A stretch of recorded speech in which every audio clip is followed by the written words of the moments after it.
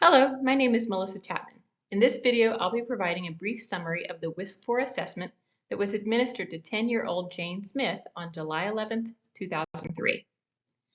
Jane was referred for this evaluation due to recent academic difficulties. Jane's recent standardized tests have been below average in reading, writing, and language arts.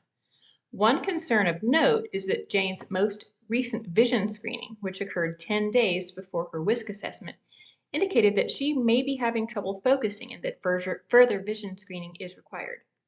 This will be discussed further when we go over scores and recommendations. This is a summary of Jane's scores from her WISC report. Jane's full-scale IQ listed last here is considered the most representative estimate of Jane's intellectual functioning. It combines 10 of the 15 subtest scores that were administered to Jane. Her score of a 97 puts her within an average range of intellectual functioning, which means that her overall thinking and reasoning abilities exceed those of approximately 42% of children her age.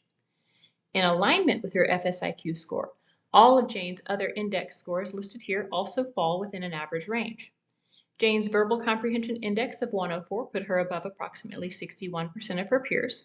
Her perceptual reasoning index of 102 represents Jane's nonverbal reasoning abilities and is above approximately 55% of her peers. Jane's working memory index of 86 is her lowest index score. It is in the low average range and is above only 18% of her peers. Finally, Jane's processing speed index score of 91 is above approximately 27% of her peers, but stands out because it demonstrates that Jane's ability to process visual material quickly is poor compared to her verbal processing ability.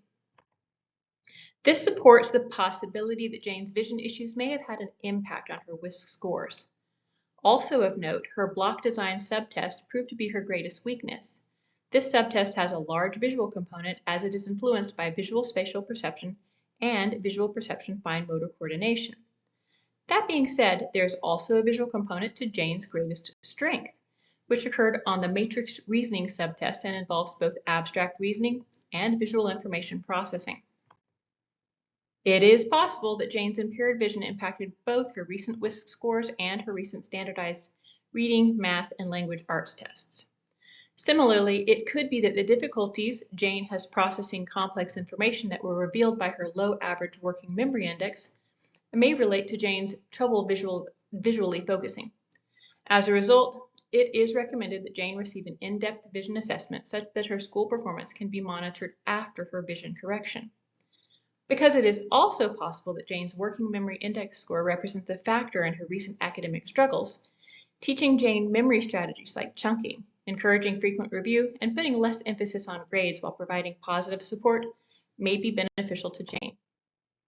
Thank you for your time.